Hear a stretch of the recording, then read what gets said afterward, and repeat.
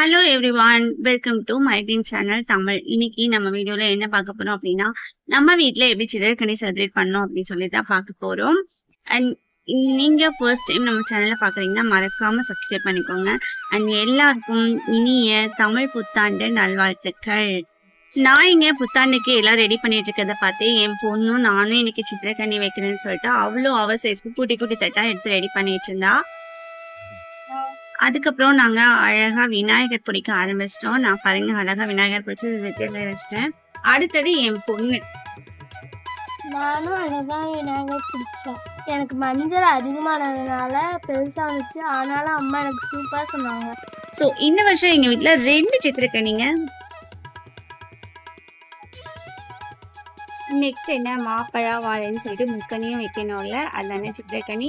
So நான் இருந்ததை எடுத்து வச்சுட்டு இருந்தேன். பாப்பா பாருங்க எனக்கு ஒன்று கொடுங்க நானும் வைக்கிறேன்னு சொல்லி கேட்டுட்டு இருந்தா.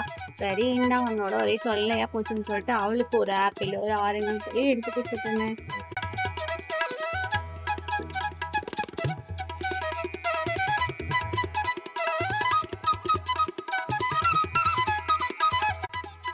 நானும் மம்மியை பார்த்து டெக்கரேஷன் பண்ணியிருந்தேன். அதே மாதிரியே நான் நிறைய பொம்மை எல்லாம் சேர்ந்துச்சுன்னா மஞ்சள்ல அதையும் வச்சுட்டேன் சாமி பொம்மையா.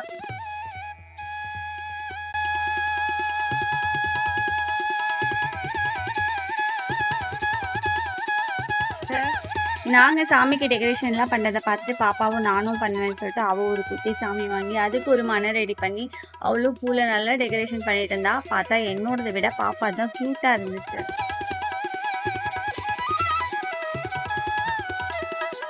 பாத்தீங்களா, எங்க அம்மாவே நல்லா இருக்குன்ட்டாங்க. வேற வழி. அப்படி இப்படின்னு பயங்கர போராட்டத்துக்கு அப்புறம் நாங்க 2 பேருமே ரெடி பண்ணிட்டு எல்லாம் பார்த்தா சூப்பரா இருந்தது. இப்போ என்னோட ஃப்ரூட்ஸ் தான். ஃபஸ்ட்டு திராட்சை, ஆரஞ்சு, மாதுளம்பழம், கொய்யாக்காய், மாங்காய், ஆப்பிள் எல்லாம் வச்சேன். ஆனால் எனக்கு திராட்சை வைக்கிறத இடம் பத்தலை. நான் அதை வச்சு அது சென்டரில் வச்சேன். ஆனால் கண்ணாடி வைக்கும் போது எனக்கு அது தெரியல.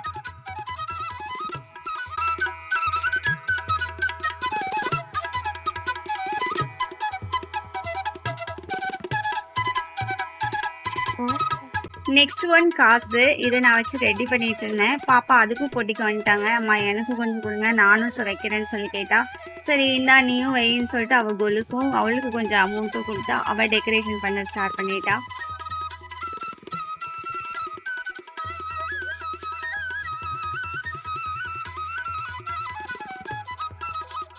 நெக்ஸ்ட்டு நானும் காசு வச்சேன். அம்மா எனக்கு 400 கொடுத்தாங்க.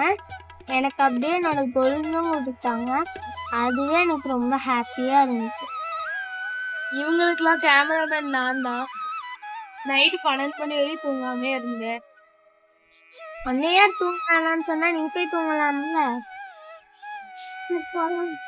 அப்படி இப்படின்னு இவங்க சண்டை போட்டு சித்திரக்கனியும் வச்சு முடிச்சதுக்கு அப்புறம் நாங்க தூங்க போகும்போது மணி 12 ஆயிடுச்சுங்க. பாவம் தம்பியும் பாப்பாவும் தான் ரொம்ப நேரம் முடிச்சிட்டு இருந்தாங்க. எல்லாம் ஃபினிஷ் பண்ணதுக்கு அப்புறம் பார்க்கவே ரொம்ப அழகா இருந்தது. கடைசியா வெத்தலை பாக்கு சண்டையெல்லாம் எனக்கு என் பொண்ணுக்கு வந்ததுக்கு அப்புறம் விடுமா நெக்ஸ்ட் டைம் வாங்கும்போது உனக்கும் சேர்த்து வாங்கிட்டு வரேன்னு சொல்லி அவளை சமாதானப்படுத்தி